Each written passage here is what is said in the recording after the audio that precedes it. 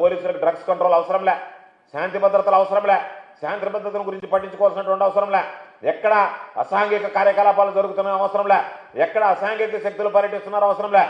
ప్రభుత్వానికి అవసరం ఏమిటంటే ఎవడన్నా ప్రభుత్వానికి వ్యతిరేకంగా సోషల్ మీడియాలో మెసేజ్ పెట్టాడు, వాళ్ళని పిలిపించండి, వాళ్ళని కొట్టండి, వాళ్ళని లోపలేయండి, వాళ్ళని కూర్చోబెట్టండి, వాళ్ళని రోజు పోలీస్ స్టేషన్ చుట్టూ తిప్పండి. ఎవడన్నా వైఎస్ఆర్ కాంగ్రెస్ పార్టీ ఫ్లెక్సీ కట్టాడు, ఎంత ధైర్యం రా నీకు ఈ ప్రభుత్వంలో ఫ్లెక్సీ కట్టడానికి, వాళ్ళని తీసుకురండి, ముందు ఆ ఫ్లెక్సీ ఇప్పండి, ఇప్పి మాకు ఫోటో పెట్టండి, కట్టిన దానికి మీరు ఫ్లెక్సీ కట్టిన దానికి మీరు పోలీస్ స్టేషన్కి రావాలా, పోలీస్ స్టేషన్లో వాడి మీద ఏదో ఒక తప్పుడు కేసు పెట్టాలా, లేదా వాడిని కూర్చోబెట్టి కొట్టాలా, వాడిని బెదిరించాలా, భయపెట్టాలా. మరొకసారి నువ్వు ఫ్లెక్సీ కడితే కనపడవు, పరిణామాలు తీవ్రంగా ఉంటాయని చెప్పి హెచ్చరించాలా.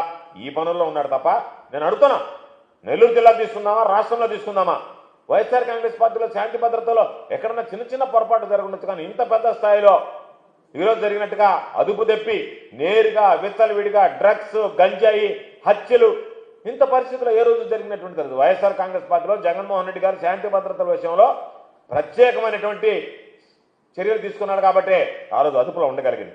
ఈరోజు మేము ఎవరన్నా వైఎస్ఆర్ కాంగ్రెస్ పార్టీకి దూరంగా పెడితే వీళ్ళు పనికిరారు, వీళ్ళు అనైతిక కార్యకలాపాలకు పాల్పడుతున్నారు కాబట్టి వీళ్ళతో మాకు అవసరం లేదు, కాబట్టి వీళ్ళందరినీ దూరంగా పెడదామనంటే వాడిని హక్కును చేర్చుకునేది. మీరు వాళ్ళని హక్కును చేర్చుకుని ఈరోజు ఎక్కడున్నారు? నెల్లూరుకు సంబంధించి ఈ హత్యలో ముద్దాయిలైనటువంటి వ్యక్తులు మీతో ఉన్నారా, మాతో ఉన్నారు? మరి దానికి సంబంధించినటువంటి దాంట్లో సోషల్ మీడియాలో వీళ్ళందరూ వైఎస్ఆర్ కాంగ్రెస్ పార్టీలో చాలా మంది చేరుతారు. కానీ గుర్తుంచుకోవాల్సింది, వైఎస్ఆర్ కాంగ్రెస్ పార్టీ కొంత నిబద్ధతతో నిజాయితీగా వ్యవహరించింది. రౌడీ షీటర్లు ఎవరైనా తప్పు చేస్తే వెంటనే బహిష్కరించాం, పోలీసులకు చెప్పాం మీకు శాంతి భద్రత అనేది అట్మోస్ట్ ఇంపార్టెంట్, ఆ తర్వాతనే మిగతా విషయాలు రాజకీయ విషయాలు అని చెప్పాం. ప్రజలకు సంబంధించినటువంటి మాన ప్రాణాలకు రక్షణ కల్పించాల్సినటువంటి బాధ్యత పోలీసు వ్యవస్థ అని చెప్పాం.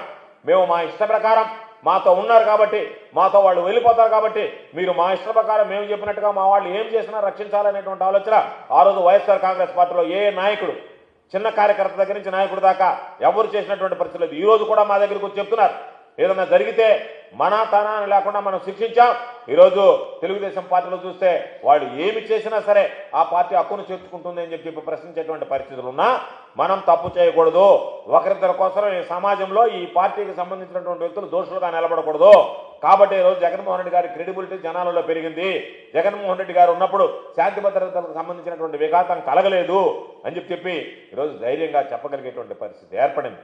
కాబట్టి ఇప్పటికైనా పోలీసు వ్యవస్థ, ప్రజలను కాపాడాల్సినటువంటి పోలీసు వ్యవస్థ, మిమ్మల్ని మీరు కాపాడుకోవాల్సినటువంటి పరిస్థితి ఏర్పడితే, మీ మీద దాడులు జరుగుతుంటే ఆ దాడులకి మీరు బలయ్యేటువంటి పరిస్థితి ఏర్పడితే ఈరోజు పోలీసు వ్యవస్థ వైఫల్యం, పోలీసు వ్యవస్థ ఎంత నీరు గారిపోయింది, పోలీసు వ్యవస్థ అంటే ఎంత లెక్క లేకుండా పోయింది అనేటువంటి దాని మీద ఈరోజు ఎప్పటికైనా పోలీసు వ్యవస్థ కళ్ళు తెరవాలి అని చెప్పి ఈరోజు కోరుకుంటున్నా. రాష్ట్రంలో ఈరోజు రౌడీ షీటర్లు బలపడ్డారు, స్మగ్లర్లు బలపడ్డారు, బలహీన పడిపోయింది పోలీసు వ్యవస్థ. రౌడీ షీటర్లు ఒక పక్కేమో, స్మగ్లర్లు, ఇతర అసాంఘిక శక్తులు బలపడ్డాయి, పోలీసు వ్యవస్థ బలహీన పడిపోయింది. ఈరోజు రౌడీ షీటర్లు రౌడీ షీట్ ఓపెన్ చేయాలంటే తెలుగుదేశం పార్టీ వాడి మీద రౌడీ షీట్ ఓపెన్ చేయకూడదు.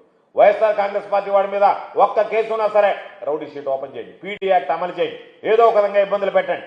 అంతే తప్ప తెలుగుదేశం పార్టీ వాడి జోలికి మాత్రం వెళ్ళడానికి లేదని ఈరోజు తెలుగుదేశం పాలకులు, తెలుగుదేశం పార్టీలో ప్రభుత్వంలో ఉన్నటువంటి పెద్దలు జారీ చేసినటువంటి హుకుంని పోలీసులు పాటిస్తున్నారు. కాబట్టి ఈరోజు పోలీసులు బలహీనపడ్డారు, రౌడీ షీటర్లు, అసాంఘిక శక్తులు ఈరోజు బలపడ్డాయి.